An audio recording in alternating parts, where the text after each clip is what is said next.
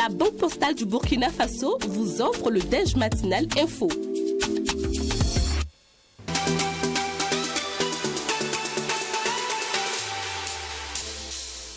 L'invité du jour, je vous l'annonçais, Abdoulaye Kwanda, il est le président de l'association Éduquer pour développer, éveil de conscience, en abrégé, EDEC Burkina Afrique. Avec lui, nous parlons aujourd'hui du développement culturel. Quelle promotion pour le Faso d'Anfani. Bonjour et bienvenue à vous. Bonjour, M. Kabouri. Déjà, première question pour commencer. En tant qu'acteur qui milite pour le développement culturel, comment est-ce que vous avez apprécié la tenue de la 17e édition du CIAO? Bien, 17e édition, 17 sur 20, pour ne pas dire 20 sur 20. D'abord, la tenue de ce CIAO marque, n'est-ce pas, la résilience du peuple burkinabé et toutes ses autorités pour montrer que nous vivons malgré les vicissitudes, les complots de tout genre organisés et orchestrés par les puissances occidentales pour nuire un pays qui se bat comme un beau gars pour s'en sortir et effectivement au grand bonheur de sa population. Là, c'est d'abord le premier aspect que nous pouvons constater. Le deuxième aspect, c'est l'organisation. Dieu merci, un chapeau encore à nos FDF. Je crois que l'un des classements de notre police nationale, il est révélé qu'en Afrique de l'Ouest, il occupait une très bonne place de choix. Je crois que ce n'est pas troisième, mais en tout cas, c'est dans les 5 premières places en Afrique. Une des meilleures polices bien organisées. Et vraiment, chapeau bas à nos... Un grand mon chapeau à cette police-là et à tous les organisateurs. C'est vrai, toute activité, il peut y avoir des incidents, mais qui ont été tout de suite maîtrisés. Donc, au niveau du CIAO, ça s'est très bien déroulé. Bon, quand vous regardez au niveau des acteurs, je n'ai pas le chiffre en tête, mais tous les stands ont été pratiquement envahis, surtout la participation des pays étrangers qui ont prouvé que le CIAO, Salon international de l'artisanat de Ouagadougou, est vraiment le cadre par excellence de rencontres artistiques au niveau africain. Et vraiment, ils ont tenu leur parole et ça a tenu toutes ces lettres de noblesse. Vraiment, le CIAO était... Et puis, en plus, les innovations qui ont été apportées au niveau du CIAO, je ne peux pas les énumérer ici, mais il faut se rendre compte que première innovation, surtout qui a marqué tout le monde, toute la jeunesse, femmes, enfants, on dirait qu'ils sont allés pour Ibrahim Traoré, le président Ibrahim Traoré. Avec sa statue qu'on avait dessinée en bois posé là, tout le monde voulait faire une photo, grand comme jeune, pour aller montrer qu'ils sont d'accord avec leur président. Et nous dirons encore, là aussi c'est la réalisation des artistes. Ils ont su bien représenter le président qui représente valablement notre pays. Chapeau bas à tous les organisateurs du CIAO. Alors aujourd'hui, on a décidé de parler de promotion culturelle avec le cas du Faso d'Anfani. Quand on parle du Faso d'Anfani, quel est son rôle dans notre identité culturelle même? Identité culturelle, tout le monde s'accorde à reconnaître que la culture est l'instrument par excellence de domination, d'expression active, dynamique et efficace pour, n'est-ce pas, implémenter tout développement. Donc, et notamment l'art vestimentaire. Vous savez, vous et moi, nous sommes assis aujourd'hui et tout le monde se met au sérieux pour nous écouter parce qu'on est d'abord habillé. On regarde d'abord ton habillement et maintenant on s'intéresse à savoir est-ce qu'on pourra... C'est d'abord l'expression physique, culturelle, identitaire. Et deuxièmement, c'est la langue. On s'intéresse comme la langue est codée, on va voir si ce que tu vas faire sortir, est-ce qu'on comprend, on s'y accorde. Alors, donc, c'est l'art vestimentaire qui permet, n'est-ce pas, de s'affirmer. Et si avant, il y avait les cicatrices qui étaient notre carte d'identité. Mais avec l'évolution des choses, ça s'est passé. Et la colonisation est venue nous dominer d'abord culturellement. À travers leur art vestimentaire, vous allez voir, tout le monde se sent à l'aise quand il porte un costume venant de l'Europe ou de l'Amérique. Tout ça, c'est pas rien. Et on se sent dans la peau d'un Américain ou d'un Européen. Alors que les Européens, quand eux aussi viennent ici, ils savent très bien que nos cultures sont les meilleures. Mais qui va dire que moi je suis, pour moi là n'est pas bien? Ils viennent vous flatter, de laisser tomber pour vous, ils magnifient pour eux là, et afin que vous épousez pour eux, consommez pour eux, et ils vont retirer le maximum de meilleur de chez vous. Donc l'art vestimentaire, si on l'implémente, surtout si on le promeut dans les structures éducatives, formatives, et dans les rencontres solennelles, vous allez voir que tout le monde va se sentir à l'aise, et partout où on veut aller, et on apporte toujours quelque chose à la culture, à l'économie et partant au social. Donc dans notre identité culturelle, il faut le dire, les tissus traditionnels et spécifiquement le faso d'Anfani a sa place de choix. Le faso d'Anfani a plus qu'une place de choix dans notre pays, dans notre développement, pas seulement au niveau de la culture, dans notre développement, à un triple point de vue, sinon même un quadruple point de vue. Premièrement, le faso d'Anfani est biodégradable. C'est du coton qui est fait sur notre sol. Quand on le prend, on le tisse ici.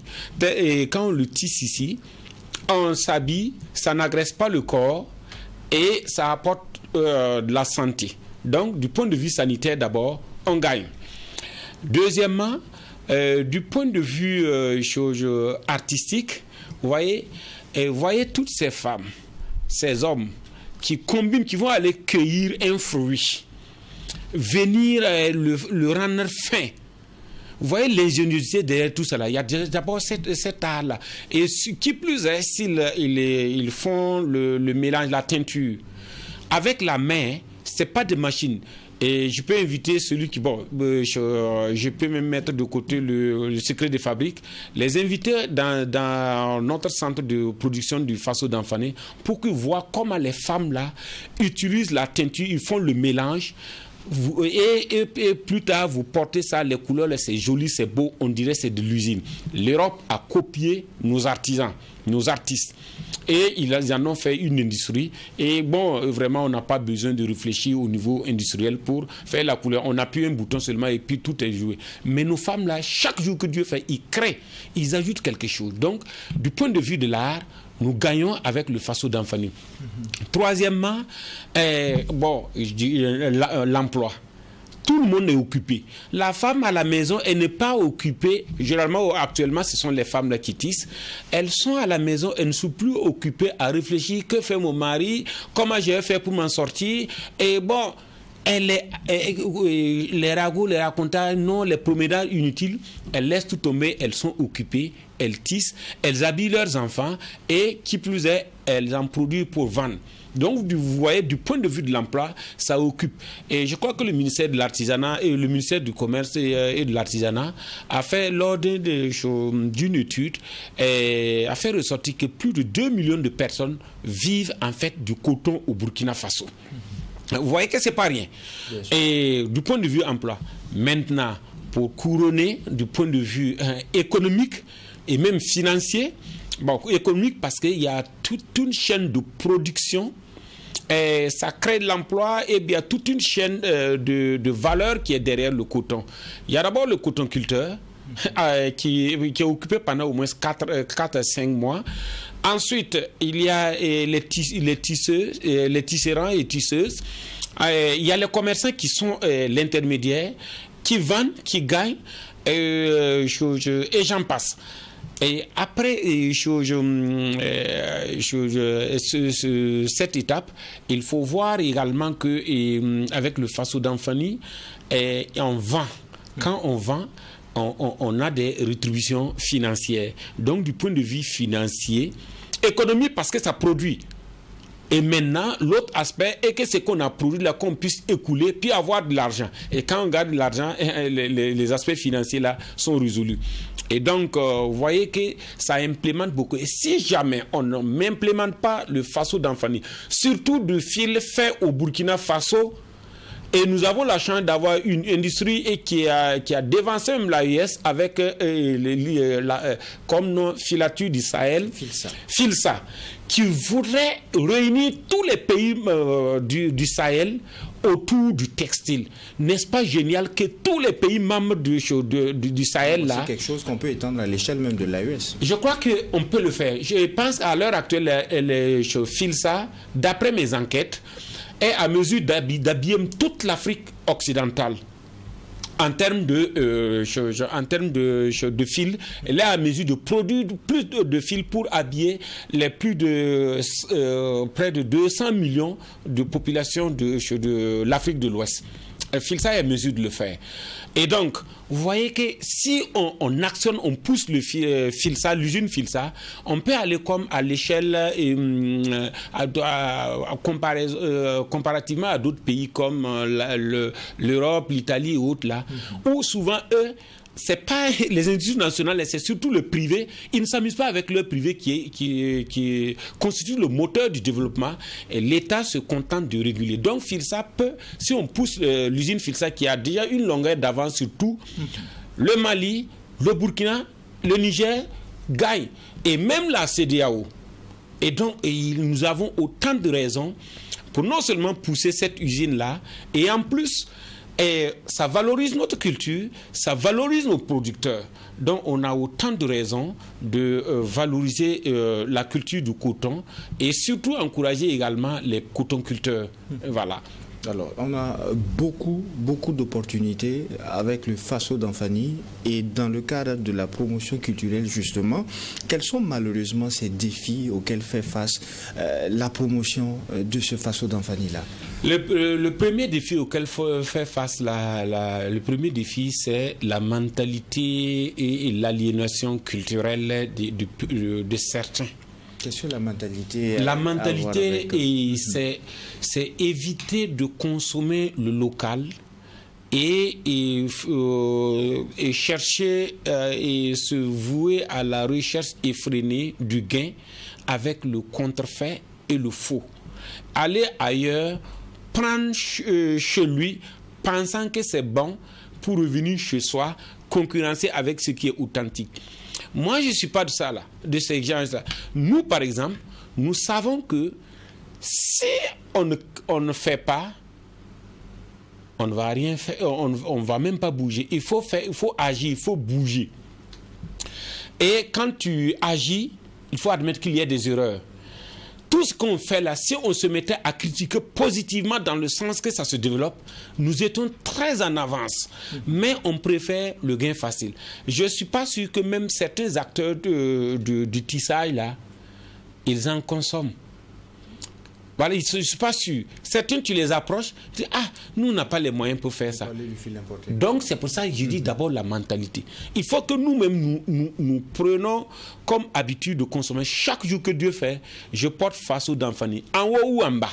Il faut faire une combinaison. On ne peut pas faire du 100% Faso d'Anfani tous les jours, mais pas qu'un Burkinabé et de l'AES quitte chez soi pour aller au service, et que dans son corps, là, dans son habillement, il n'y a pas de vêtements 100% fil coton. Je reste déjà sur ce premier volet que vous évoquez actuellement. Nous avons reçu ici, sur le plateau du DEJ Info, François Premier, qui, par rapport justement à l'implication des acteurs, a parlé de la nécessité pour les premiers, notamment au niveau des fêtières, de s'entendre et de s'unir. Pour lui, le problème même vient un peu au niveau des fêtières. Qu'est-ce que vous en pensez? Bon, c'est évidemment, l'union fait la force. Mais je me dis d'abord que c'est une question de mentalité. La fêtière est faite, effectivement, les fêtières sont faites pour unir tous les acteurs de la transformation coton, fibre, textile. Mais si eux, ils ne s'entendent pas, c'est quoi? C'est la recherche effrénée du gain, et c'est l'individualisme souvent.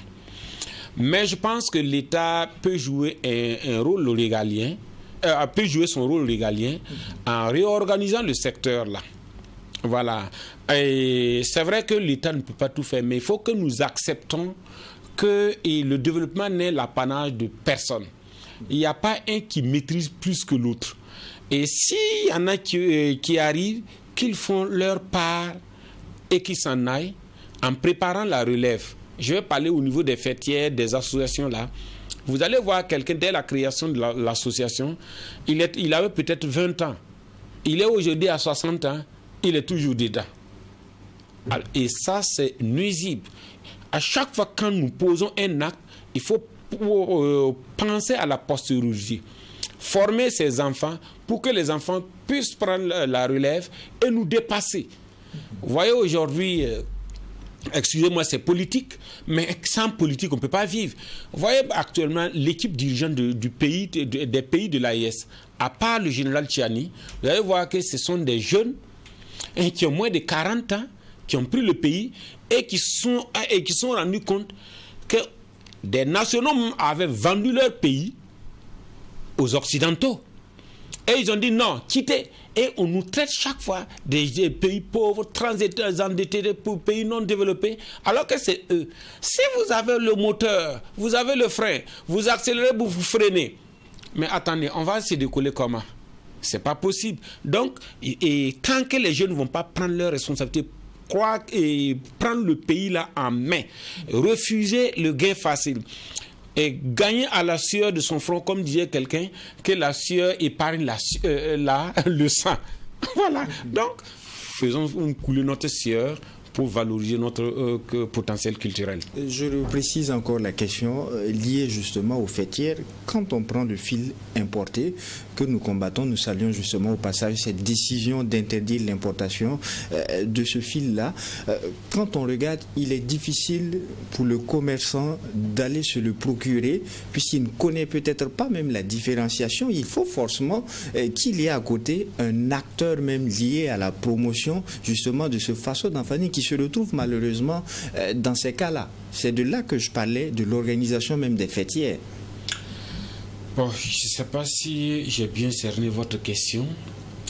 Les fêtières, si je comprends bien, elles ne sont pas des commerçantes. Tout à fait. Et les fêtières, c'est surtout les acteurs qui interviennent dans la transformation. Mais c'est le commerçant le problème. Le commerçant sait ce qui est bon, ce qui est mauvais.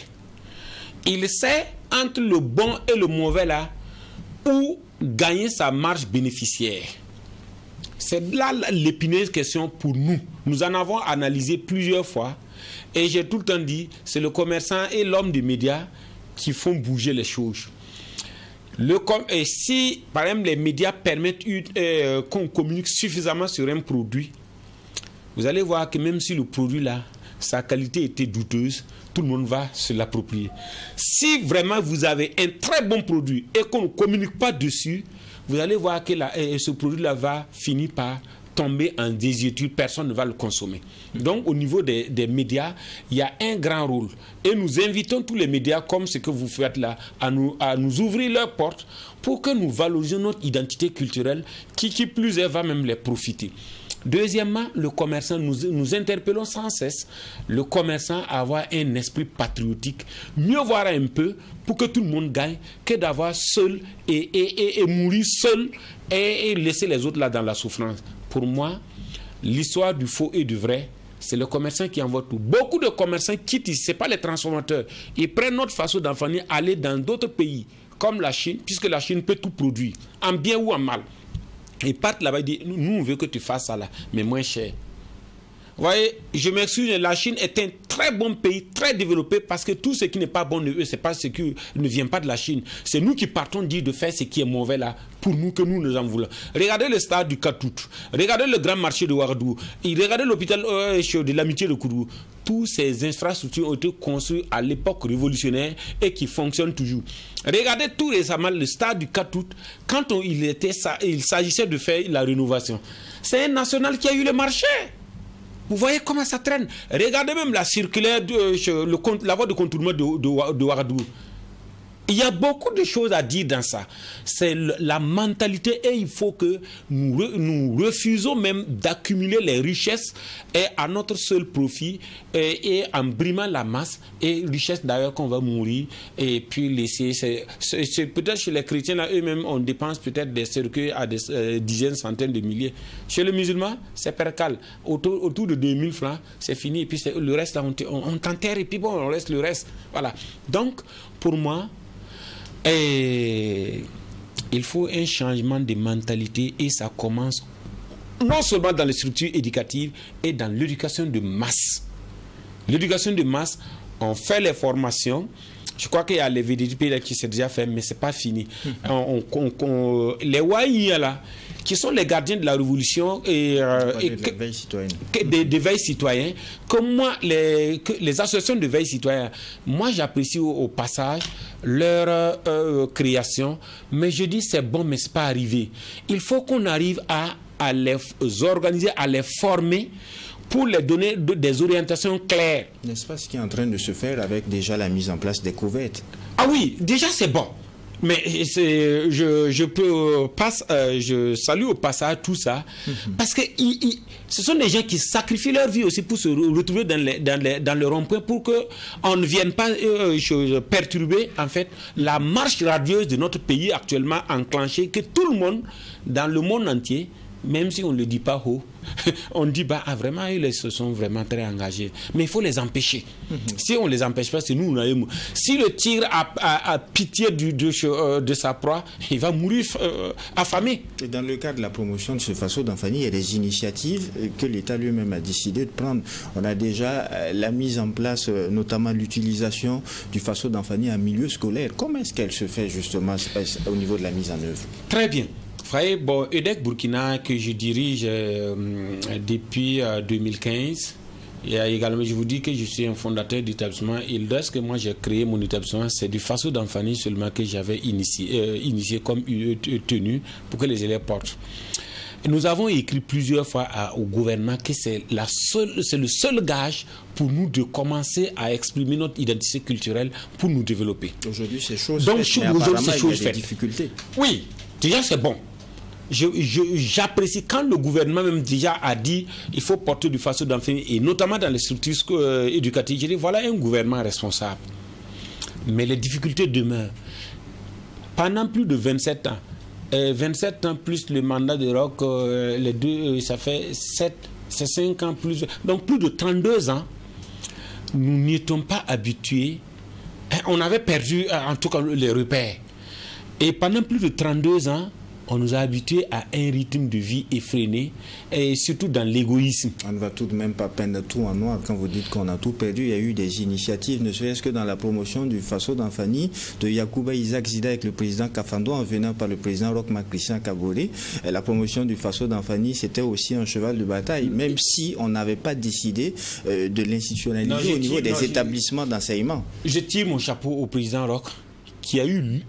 Et je félicite le président Roch en matière de promotion du Faso d'Anfani. Vous savez, la première fois que Roch Marc Christian Kaboré a été élu et la première fois qu'il est allé au sommet de l'OUA, il a fait la différence avec les autres chefs d'État en sortant publiquement avec une tenue Faso d'Anfani.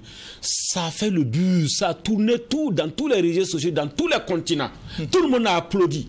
Donc déjà c'était bon. Mais comme je dis, et c'est les difficultés de la mise en œuvre scolaire. Au milieu scolaire là, c'est encore les commerçants qui nous vendent le faux Faso d'Anfani. Et deuxièmement, il faut reconnaître que le prix là est élevé. Alors quand on veut quand le gouvernement même veut que sa politique... Ce n'est pas justement là le problème. Quand on demande aux parents d'habiller les enfants Faso d'Anfani pour la promotion de ce tissu local-là, est-ce que le problème n'est pas lié au prix? Est-ce qu'il est accessible à tous les parents aujourd'hui? Oui, justement, j'ai dit le prix, mais parce que la demande n'est pas très élevée. Voilà, si la demande est élevée, il y a beaucoup de producteurs. Naturellement, la concurrence profite aux consommateurs. Donc, au niveau du prix, moi, j'allais proposer que l'État actuel, je pense que j'ai dû apprendre que Filsa a un stock très élevé. C'était juste pour accompagner également la mise en place du consommation local à travers le Faso d'Anfani, à augmenter sa capacité de production du Faso d'Anfani et actuellement se trouve en surproduction et à mévente. Et l'État, en prenant son communiqué pour interdire l'importation du fil, que je salue au passage, et que je demande, on aurait pu prendre un arrêté, tout au moins, l'État pouvait, et je pense qu'il va le faire, puisqu'il a dit à tous ceux qui avaient eu le certificat d'importation, et qui ont déjà importé le fil là, que de faire l'État à l'issue des 3 mois, ils vont aviser. Et je pense, pour tous ceux qui ont acheté le fil et qui ont tissé les pailles Faso d'Anfani et qui connaissent une mévente, que l'État essaie de voir s'il va racheter le fil importé pour brûler, parce qu'ils n'ont pas importé frauduleusement. Et on ne peut pas non plus racheter ça pour distribuer aux gens. Il faut racheter pour brûler. Qu'on rachète d'abord la mévente, le fil qui est en stock, rendre le coût de la balle là moins cher pour permettre l'écoulement de ces Faso d'Anfani là dans les structures éducatives et formatives, de telle sorte que le fil là, le pain là, on l'obtienne à 2000 francs, 1500 francs. C'est possible. C'est possible dans la mesure où en fait nous avons fait des estimations. L'État ne va jamais perdre et ça va prendre. Et nous avons vu au temps de Rock où en fait ils ont essayé effectivement d'implémenter les cache-nez là en Faso d'Anfani. Malheureusement, lors du Covid-19, malheureusement, la cupidité des gens ont fait qu'on a surfacturé ça à près de plus de 12 milliards. Et moi j'ai besoin de 12 milliards pour habiller tous les élèves burkinabés en Faso d'Anfani. Pas plus. Donc vous voyez, dès qu'on habitue les gens, quand vous êtes habitué à porter le Faso d'Anfani, lorsque vous ne portez pas plus ça, vous êtes malade, vous ne vous sentez pas. Prenez l'exemple de quelqu'un qui porte chaque fois des guines. Le jour où il va porter un guine, un pantalon qui n'est pas comme le guine, un tissu ordinaire là, vous voyez qu'il pense même qu'il marche nu. Alors que ceux qui sont habitués à porter le pantalon tissu simple là, quand ils portent le guine, ils voient que c'est lourd. Donc c'est l'habitude. Créer une seconde nature à laquelle nous devons nous adapter. Donc faisons en sorte que chaque jour que Dieu fait, on s'habille en Faso d'Anfani, que ce soit en haut ou en bas, même au niveau des slips, ça fait du bien pour la santé du corps. Alors on va terminer là avec un dernier mot à l'endroit du citoyen qui vous écoute, peut-être du téléspectateur, de l'auditeur. J'invite tous les citoyens burkinabés à avoir un sursaut patriotique, j'allais même dire un nationalisme poussé. Sans le nationalisme, on ne peut pas avancer. Et puis, accordons le bénéfice du doute à nos autorités actuelles qui sont en train de faire leurs preuves. Parce que ce qui est intéressant, l'homme est imparfait. Ne jugeons pas nos autorités actuelles sur la base de leur imperfection. Voyons ce qu'ils sont en train de faire. Et on peut critiquer dans le sens positif, et je crois qu'ils sont ouverts pour ça. On est toujours dans le cadre du Faso d'Anfani, la promotion qui... Oui, mais c'est pour ça que je parle. Parce que ces autorités actuellement ont mis en place tout un système pour promouvoir le Faso d'Anfani. Donc tous les citoyens burkinabés, je vous invite, chaque jour que Dieu fait, à consommer du Faso d'Anfani. Soit ta chemise est Faso d'Anfani, ou ton pantalon est Faso d'Anfani, ou c'est ton chapeau. Et si pourtant c'est possible, au moins dans tes habits là, il faut avoir au moins 3 habits, en tout cas de sortie, faits à base du fil 100% burkinabé. N'oublions pas aussi, à côté du Faso d'Anfani, il y a le tissu traditionnel, le Koko Donda et autres. Bon oui, tissu traditionnel, le Koko Donda, son tissu traditionnel, non, c'est pas burkinabé. Et c'est la teinture là en fait qui est burkinabé. Parce que nous avons des usines de teinture traditionnelles où on a fait des trous produits qui atteignent souvent une profondeur de 1,50 m, 2 m dans les villages. Et c'est ça. C'est ça, je disais, que la créativité.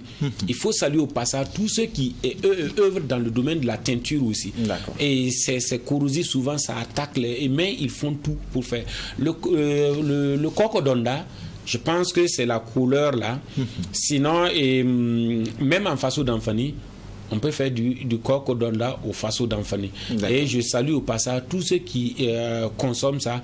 Même le coq donda, là, en fait, il y a du faux qui rentre. Malheureusement. Et on aura l'occasion d'en reparler. Merci Abdoulaye Kwanda d'avoir accepté cette invitation du DEJ Info de True TV et Watt FM. Je rappelle que vous êtes le président de l'association Éduquer pour développer éveil de conscience, en abrégé EDEC Burkina Afrique. Encore merci à vous.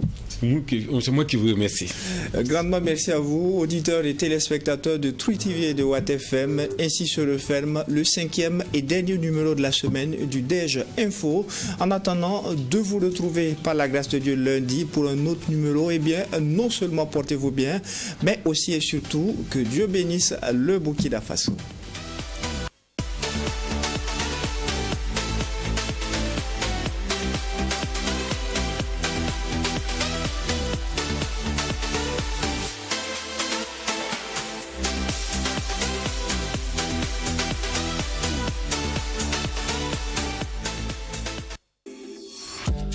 La Banque Postale du Burkina Faso vous a offert le DEJ Matinal Info.